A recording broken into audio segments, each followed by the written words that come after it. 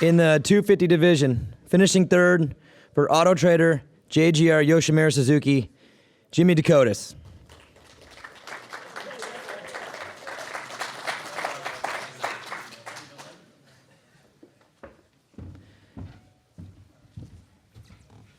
And in second, on the Monster Energy, Yamaha Loop, Thor Parts Unlimited Yamaha, Colt Nichols.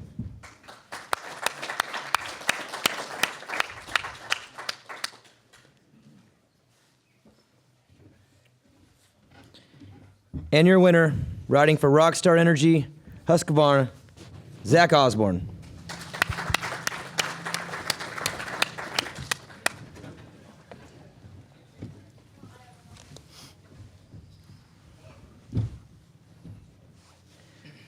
Jimmy, congratulations. Confirmed by your team managers that this is your first podium, and just walk us through the night and how good it feels to be up here. It feels awesome, honestly. I know a lot of the good guys crashed, but I rode my own race. I rode smart. I nailed my marks, did everything I had to do, and it just feels good to get this off my back. You know, I feel like I can actually race main events like I want to. I've put so much pressure on myself after 50 starts and not having a podium and always having the speed. So for me to get this monkey off my back, it's like it's such a relief more than I'm happy. I'm just relieved right now. Colt, congratulations. The main event was kind of a quiet race for you. You stayed out of a lot of the trouble and just put together pretty perfect laps. Happy to start the season off on the second? Yeah, very happy. I didn't even know if I'd be here racing. So to come in here, the goal, honestly, was try to get inside the top 10 and salvage some points. And, you know, to come out with a second, like I said, I know there was a lot of carnage out there, but felt like I just rode my own race and had a good time doing it. But, yeah, very, very pleased to leave with a second. Zach, congratulations. Early laps, pretty patient, just kind of getting into your groove and got in the lead. But back on that first lap, did you know about the crash? I mean, you obviously knew the crash, but did you know the guys that went down, who they were, and kind of where everyone sat on those opening laps? Well, Smith was to my inside, and like when I shut off, he was still going pretty hard, and I saw him kind of just clean a lot of people. So I knew that most everyone was in it, and then I felt like I was in a decent position to kind of work through the race and take my time, and then I fell over myself and before the whoops, and that sent my heart rate through the roof. And I mean, just the whole day today was kind of strange for me. I just never really gelled with the track and was just kind of putting a little bit too much pressure on myself maybe. Obviously there's a lot of expectation with the number one and the red plate, so to win and just kind of get the first race out of the way, it's a great feeling. Question for you, Zach. Walk us through one more time the first turn melee and how in the world did you sneak through that? Yeah, I mean, the guys to the inside of me were still gassing, and I knew it was kind of time to let off, and I could kind of see sort of where it was headed before it was happening. So it was just a little bit of intuition, and I mean, just being in the right place at the right time. It's not anything that I really did, just kind of got a little bit lucky. This one's for Zach. This is Jason from Solution MX. This track seems like it's held together pretty well compared to some of the ones we've seen so far this year. Other than the whoops, what was the hardest part to stay consistent lap after lap? Just the whole thing for me was just really techie. Like, none of the lanes were very big, or there were no real like big sections. I mean, the one lane we were going double, table, single, double, which is pretty unheard of. I mean, that never happens at a practice track or something. So the main thing was just like, if you could just do laps, especially in our main, a lot of people crashed, and I crashed myself, and it was just a strange race, really.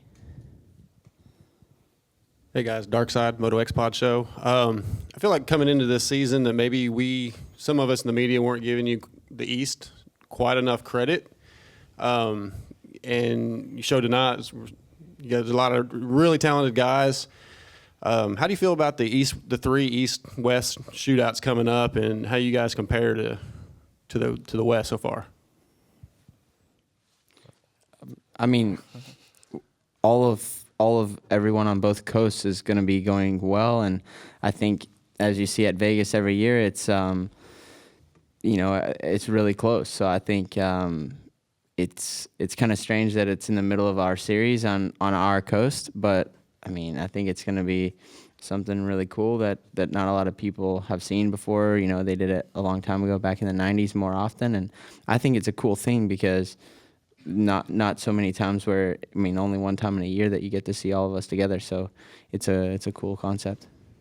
Yeah, I mean, I agree with that too. I think every year there's this east-west debate, who's faster, but I mean, realistically, there's 10 factory guys on each coast, and anyone can beat anyone out of those 10 guys. So to say every year there's an east or a west is better, I think it's irrelevant. I think all these guys are good. They're all talented. They all know how to put the work in. So I think the showdowns are just going to be, it's just basically who gets a start and who executes 15 minutes as best as they can. This one's for Colt. In the preseason, we know you had an injury. When we talked to you about it, you downplayed it a lot. Then tonight you tell us that you almost didn't know if you were going to race at all. Just how bad was this? Because you really made it kind of clear, like, oh, yeah, it's just a hiccup, and now it's much more than that, but you still podium. Yeah, I mean, I don't want to, necessarily blow it out of proportion, just for my own self and confidence and the whole nine that comes with that and being injured. But it sucked. It definitely wasn't very fun. Broke my humerus December, I don't even know, maybe around the 10th or so. And it was just a lot more than I thought we were going to have to deal with. I thought just 6 weeks, broken bone, no big deal. And then it turned up being like a complete shoulder rehab too, with doing surgery through there. So I just didn't want to make any excuses though. Everyone here has a hiccup and a bump. I showed up here to race, and it might have been last minute, but we showed up. So I just want to go give it my best effort and kind of see what happened. Even after practice, Swanee was like, do you really want to race? I guess I look that bad in practice, but we just decided to go for it and just kind of see what happened. This question is for Jimmy. It's a new team essentially with JGR and 250s doing their own program now on the East Coast. There were some struggles early, but obviously with Hill and now you on the podium, it's really turned around the last couple of weeks. So just talk about how good this team has actually become now. It's obviously as competitive as any other. Yeah, for sure. I mean, the only factory team I ever rode for before this was Geico, and before this weekend, I had never raced another brand in Supercross besides Honda. So honestly, today I'd never felt so comfortable on a racetrack. I've always been pretty good at practice track, but to come out today and feel the way I felt all day, it's so cool. And yeah, I mean, I'm not one of those guys to sugarcoat things and say everything was perfect. And in the offseason, we struggled a little bit, and it took me a little while to get comfortable. But the guys at JGR trusted in what I wanted, and I trusted in what they believed I needed. And we made the bike absolutely awesome, and I'm just stoked to be up here. I'm stoked to have people that truly believe in me, and it feels a little different than years past for sure. Yeah, this question's for Jimmy again. You mentioned this is your first podium. I was just wondering, you're kind of out there halfway, you realize you're on that podium position. I noticed you kind of definitely lost the pace compared to the front two. What was going through your mind in those moments? Well, at halfway, I think I was in fourth, and that I started dropping off a little bit, and then I seen Zach catching RJ, and basically it didn't hit me till RJ crashed. And when I seen he crashed, I was like, okay, I've gotten too many fourth places. I'm not getting another fourth place, or I'm crashing. And I just held on as long as I could. As soon as RJ got up, he got up right in front of me, and I knew, obviously we all know in racing it takes a lap or two to get going when you have a crash like that. So I zapped him as fast as I could, and then I know RJ's fit. That dude does CrossFit. He don't play games. RJ's a bad dude. So I know he's strong, and I just knew I had to execute the last 5 laps because I knew he'd be coming. So it was hard out there. It really was. The track was demanding everything about it. It was a tough race. Kristen Slack, Motocross Performance Magazine. This question is for all three of you. We're actually in one of the biggest stadiums on the circuit with, ironically, the shortest track. I know it's only your first race of the season, but on a track that is that short, do you ever find yourself losing track of who is in the lead and who you're trying to make the passes on? Tonight I didn't, just because I kind of had a good idea, of what was going on. But yeah, I mean, we did a lot of laps tonight. It was a shorter racetrack, and I kind of thought it would be like that, walking the track in practice and kind of seeing how everything broke down. But all of us, we do motos during the week, and we try to do longer ones and do everything we can to be prepared. So, for me, I just got to a point where I was kind of counting them down in my head and little off on the number, but seeing the white flag, and I was like, well, thank goodness. So, honestly, yeah, it did seem like a lot of laps, but at the same time, we've been putting in work, all three of us, and along with all these other guys. So, it was just the way it was, but I thought it was a pretty good racetrack for racing, for sure. Yeah, I mean, sometimes there's going to be, I think, shorter ones than this even. So it's a bit different for me because at Alden's we have pretty much only minute tracks. So it's, never more than 21 or 22 laps, and like 20, some for the 450 guys, it was like 26 or 27. So it's a lot of laps. I mean, it's one of those things, like I said earlier, like you just have to try to string it all together the whole time. And tonight I felt rather like mid-range, and it was one of those deals where I was just trying to circulate and do the jumps really. Yeah, I mean, these guys pretty much nailed it, but it's definitely different with a shorter lap time because you're doing so many laps. The track's breaking down. There's so many different variables that come into play. I think if we were in the old format, I probably would have got fourth tonight because we wouldn't have done as many laps, and RJ would have been up there longer. So, yeah, I mean, coming from a guy who's faded in years past, I never thought I'd like 15 minutes plus one, but I'll take it tonight. This question is for Jimmy. Jimmy, I think you had a really good relationship with the previous team you were on, but do you take any extra satisfaction with placing ahead of the riders on that team at this opener?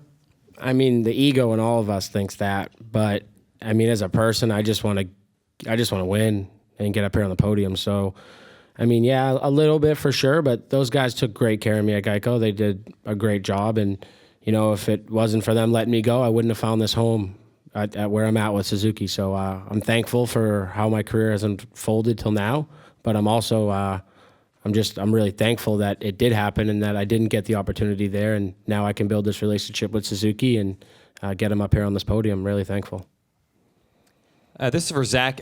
You won so much last year indoors and out that I think we all assumed, well, he's used to whatever's being thrown his way, but was it actually different coming in here as the champion, as the favorite, whereas last year you were maybe in the mix? Did it seem a little different this year? Yeah, definitely. I mean, the last 6 weeks has been a long time, and 2 weeks ago I was at my breaking point with just riding by myself and doing motos, and got a little talking to from Alden, and that kind of turned my attitude around a little bit. But I felt like today I just kind of let it get to me a little bit more than I would have liked, and I want to be. I guess I came with the expectation that I was gonna just be fastest all day or something, but that's not gonna happen. I was never fastest in every session and won every race last year. It was a grind the whole time, and that's what it's gonna be. So I just need to come prepared to fight and battle for every inch. This is Brent with Solution MX. This question is for Zach. Most memorable, experience of your life has got to be last year making the pass for the championship. Now setting yourself up for when you're coming up to Hampshire, for a block pass, does that ever go through your head, that pass that you made last year? Does something like that go through your head while you're racing? No, not really. I mean, each situation's unique, and the Vegas situation may never happen again. And I mean, in my heart of hearts, in that case, the stress was immense, and I don't ever want to feel that stress again. So, I mean, like I said, every situation is unique, and you just come to each person with a new mindset. I mean, it is what it is. Thank you, guys.